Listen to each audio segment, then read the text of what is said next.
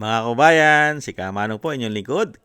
Nagbabalik po dito po sa Tambayang mga kabayan. Samahan niyo po yung lingkod, magkumentuhan po tayo. Kamusta po kayong lahat mga kabayan? Mag-umpisa na po tayo.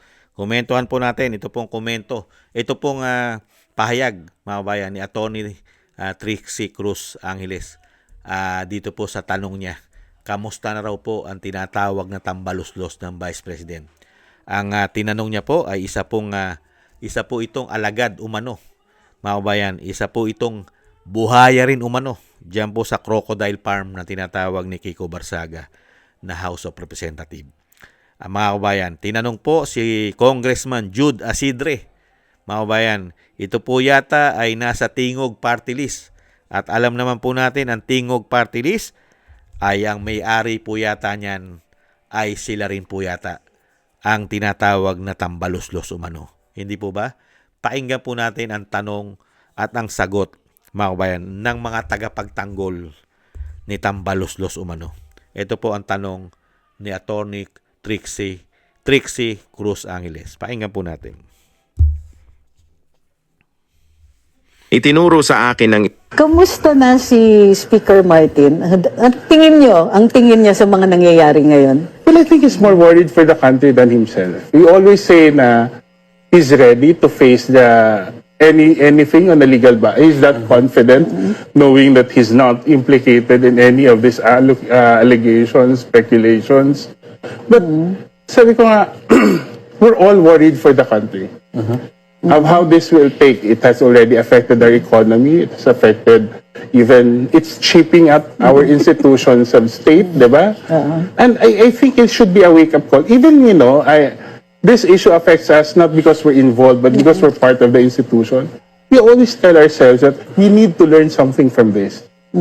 We need to correct ourselves because obviously something went wrong without exacting accountability or pointing fingers, simply saying that we failed the people, even Congress, di ba?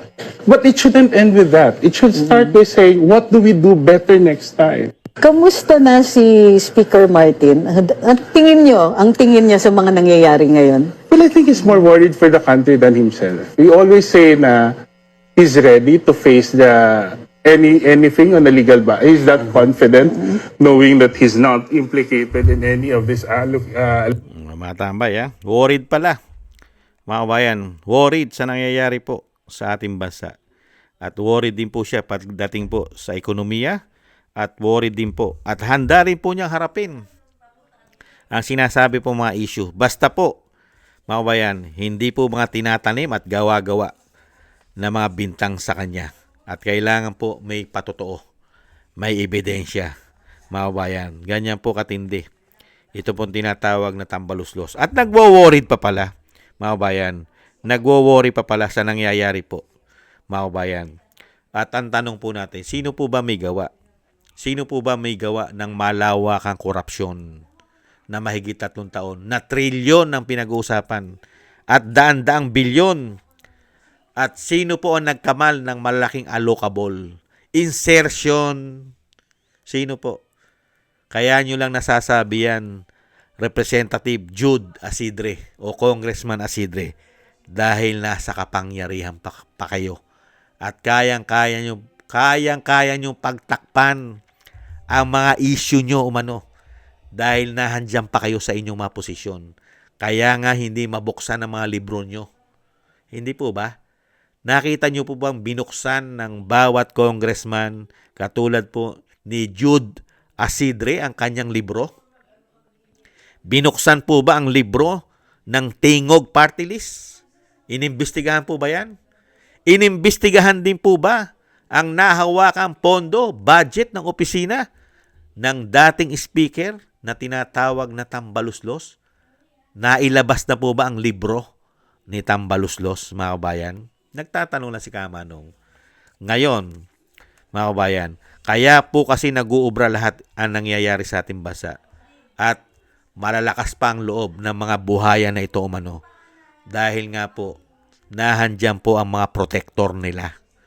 Meron po sila umano na mga protector na hindi po sila matinag-tinag at hindi po sila magalaw protektado po silang lahat itong mga sindikato umano na ito. Hindi po ba mga kabayan? Dahil unang-una nagpuprotekta yata sa kanila ay ang ating mga men in uniform generals umano. Di po ba? Nagtatanong lang si Kamanong, hindi po ba mga protector nila yan umano? Kaya hindi sila natitinag sa kanilang mahigit 3 taon na korupsyon. Hindi po ba? Walang katinag-tinag. Dahil mismo, mga bayan, ang Commander-in-Chief, ang magpinsan ay napakaraming issue na korupsyon. Hindi ba saldi ko? At nagpapahayag din po dyan ang mga congressman nilang kapwa nila congressman. Nahandyan po, di ba? Sila Toby Tiangco, di po ba? At yung isang congressman po na Caloocan, di ba? Si Erese, mga bayan, ay napakarami rin pong pinahayag na mga ginawa nila anomalya. Pero pagdating kay Jude Asidre, okay lang po at nagwo-worried pa. At nalulungkot pa ang dating speaker na tinatawag na tambaluslos ng Vice President. Ngayon lang kayo. Safe pa kayo ngayon. Safe pa kayo ngayon. Darating din ang panahon. Yung ginawa nyo sa taong bayan, ibinaon nyo kami sa utang. Napakarami nyo pinag-utang. Napakaraming pera ng taong bayan, pati PhilHealth, Ginto, SSS, GSIS, PDIC, pati Lotto, pati mga airport, nabenta pa umano. Saan nyo pinagdadala yan? At sasabihin nyo, kailangan pag sinabi nyo sangkot kayo sa korupsyon, ay dapat po may matibay na ebidensya. Ibang klase kayo. Darating lahat yan, mga kabayan. Itaga nila sa bato nila. Pagka naging presidente si BP Sara, sana pilitin ni Vice President na mabuksan ang mga libro ng mga hayop na yan umano. Buksan ang mga libro ng mga hayop na yan umano. At nang makita ng taong bayan kung saan nila pinagagawa ang napakalaki, kung saan nila pinagdadala at ginamit ang mga perang isang damukal na mga allocable nila. Insertion. Hindi po ba? Buksan nila ang kanilang libro. Wala pa nagbubukas ng libro ng mga hayop na yan. Meron ba? Mga bayan? Napakahirap imbestigahan pagka po ang politiko ay nagsasabwatan. Magmula yata sa taas ay nagsasabwatan. Napakahirap mong imbestigahan at napakahirap mong ipakulong ang mga magnanakaw na sabwatan dahil magmula sa taas ay kasabwat yata nila umano. Kaya napakahirap pong magpakulong. Meron na po bang napakulong na mga congressman? Maliban po kay Bong Revilla. At meron na po bang napakulong na mga kaalyado nila na senador at congressman? Maliban po kay Bong Revilla. Mga kabayan, yan po mga kabayan, ang napakahusay po na tagapagtanggol ni Tambaluslos na nagtatrabaho rin po sa kanilang party list, na Tingog party list. Siyempre po, amo mo yan eh. Amo mo yan. Siyempre, pagtatanggol mo yan. Kaya nga tumaba ka na riyan eh. Nagmukha ka ng baboy umano. At nagmukha ka na rin yatang buhaya umano. Sa dami yata ng napakinabangan mo sa taong bayan.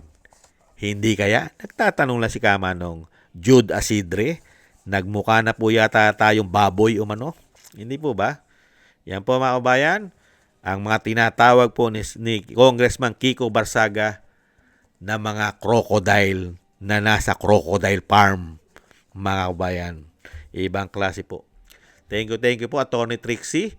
Alam naman namin na kayo po sinampahan din ng reklamo. Hindi po ba? Dahil sinasabi daw po na kayo'y nagbabanta.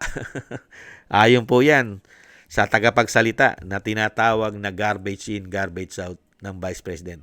Ito pong si Atty. Trixie ay sinampahan din po ng reklamo yan sa NBI. Hindi po ba? Dahil nga po sa sinasabi nagbabanta raw po sa buhay, mga kabayan, ng sinasabi pong si garbage in, garbage out. Ingat-ingat po kayo, Atty. Trixie. Mag-ingat po kayo. At thank you rin po sa gusto po natin tambayan mga kabayan sa YouTube at TikTok.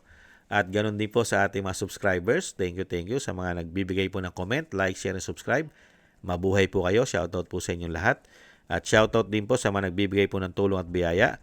Shoutout po kay Eric Hershon ng Canada, Tatay Nick ng Canada, kay Annie Jo, kay Balance Vision TV, kay Gayat Shena, ako si Pilam, at si Kingston ng Hong Kong, Eric Hershon ng Canada, Jake Yahut ng Maisog, California, USA, Gina Ray Solidides ng Berlin, Germany, Julieta Silona ng Sydney, Australia, at Baby Roman Ate Isa ng Cagayan.